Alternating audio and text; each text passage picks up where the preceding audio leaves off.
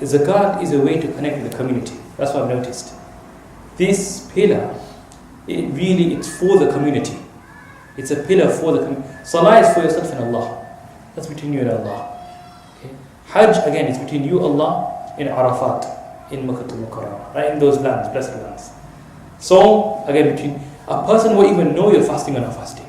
It's solely between you and Allah. Right? Shahada, again, when you accept Islam. But zakat is a pillar for us and by us. That's what zakat is. It's a pillar which connects each and every single one of us.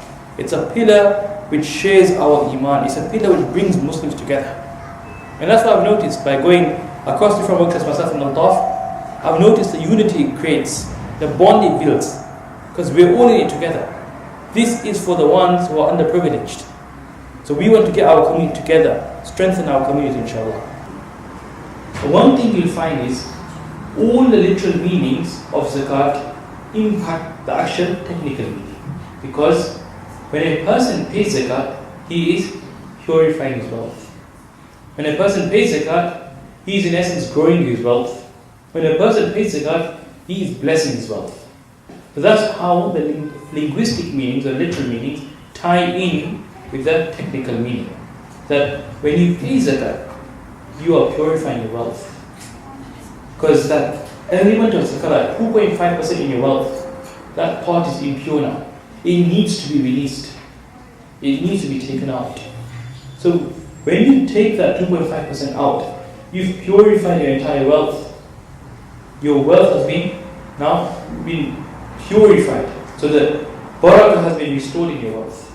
If you don't pay that 2.5%, that barakah will be bereft from your wealth. Okay. Question is, why do we pay zakat? Okay. Why do we pay zakat? Why should one pay? We mentioned purifies soul from greed and wealth, okay, from impurity. So even your soul is purified. Because when we're parting with our wealth, when we're taking money out from our pockets, we're parting from our wealth, that's a greed that we have for our wealth is diminishing, it's decreasing. So when we pay zakat, not only is it purifying our wealth, it's purifying our soul as well. Okay? That's one of the many benefits of zakat. Secondly, promotes the circulation of wealth. When we pay zakat, we are in essence circulating our wealth, the circulation of wealth. Because money from the affluent is now being directed towards the disadvantaged and underprivileged. So this circulation of wealth, which, as you know, those who have studied economy, right, and understand how the economy works, to prevent recession, what do you need? Circulation. When there's no circulation of wealth and everybody hoards wealth, it can impact the entire economy, right? So there has to be cash flow in an economy for a system to function, and that's what zakat does. Zakat ensures constantly there's cash flow. And I always mention this, it's unfortunate that we all of a sudden pay zakat in Ramadan. That's never been supposed to be the case. Zakat is supposed to be paid any time in the year when you qualify.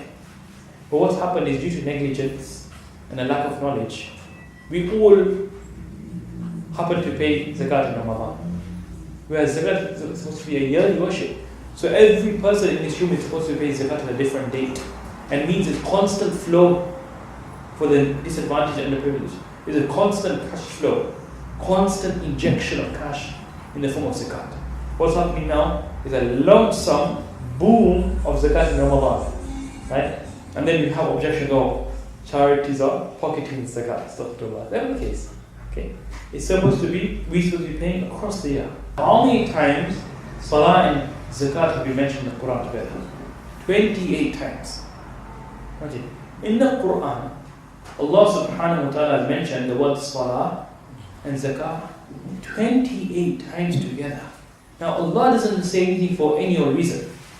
And every sentence in the Quran, every word in the Quran is in that place for a reason. That's our belief. Every ayah in the Quran has been placed in that place for a reason. That's why you find books of tafsir which have been authored by scholars explaining why this verse has come after this verse. Then they'll explain why this surah has come after this surah. So the Quran is very meticulous. Allah is extremely meticulous. He is Latif. That's why his name is Latif. The one is meticulous. Right? And Allah subhanahu wa ta'ala, for him to mention the word salah and zakah together, there must be a wisdom behind that.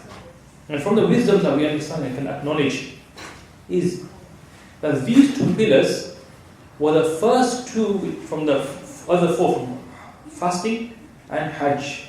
Salah and zakat were made obligatory in Makkah al-Mukarramah, where the Prophet ﷺ was. Fasting and Hajj became obligatory in Medina after the Hijrah. But before the migration, prior to Hijrah, Salah and Zakah were made obligatory. Likewise, the other relationship between Salah and Zakah. Salah and Zakah, as I mentioned, are universal worship, all year round. It's not time-bound. Hajj is time-bound. Fasting is time-bound. But Zakat isn't. Okay? And that's why Salah and Zakah, these two pillars can revive an entire society. Salah will revive your connection with Allah. Zakat will revive the communal relationship. These two are revivers. These two pillars are real revivers. And that's why Allah subhanahu wa ta'ala has mentioned them together. وَأَقِيمُوا الصَّلَاةَ وَآتُوا الزَّكَاةَ. Okay. The question comes now, who must pay zakah? Okay, we understand it's important and how important it is, but who must pay zakah? Okay, those required to pay zakah must be a Muslim. Obviously, zakah is an act of worship. Only Muslims are compelled to worship Allah subhanahu wa ta'ala. You have to have iman to worship. Okay, the particular form of worship you have to have iman. So iman is a prerequisite. Likewise, being an adult, have reached puberty. Now this is for the Hanafi school of fiqh. The Hanafi school of fiqh has an opinion, and their stance is children or those who have not reached the age of puberty, who are not baligh, they don't have to pay zakat. Okay? But the other three schools of fiqh, the Maliki school, the Shafi'i school, and the Hanbali school, are of the opinion that zakat is binding on the wealth of children. Okay? So if you follow the Hanafi school of fiqh, there is no zakat on children. But if you follow the other three schools of fiqh, you will, as a guardian, take out zakat on behalf of your children.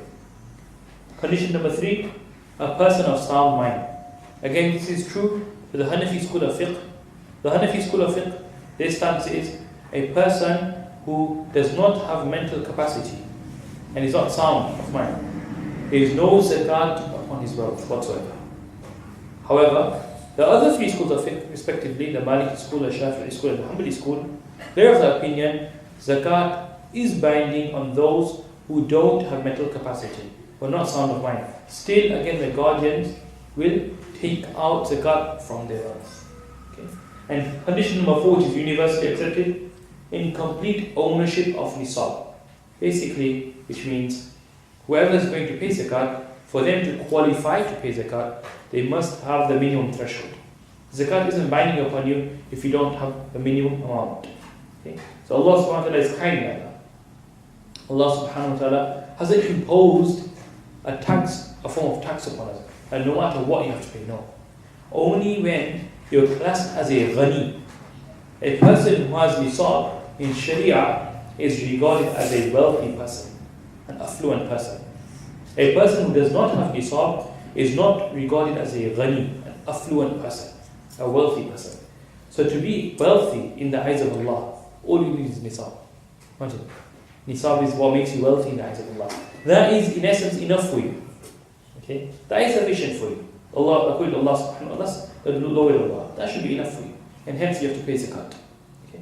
Obviously this can change relative, but as a standard, that is the nisab, as a standard. Everybody knows when the wedding anniversary is. We'll never forget that, we'll be in trouble. Right? Everybody knows this is a date, a special day in my life. Okay? But the question is, who has a zakat anniversary?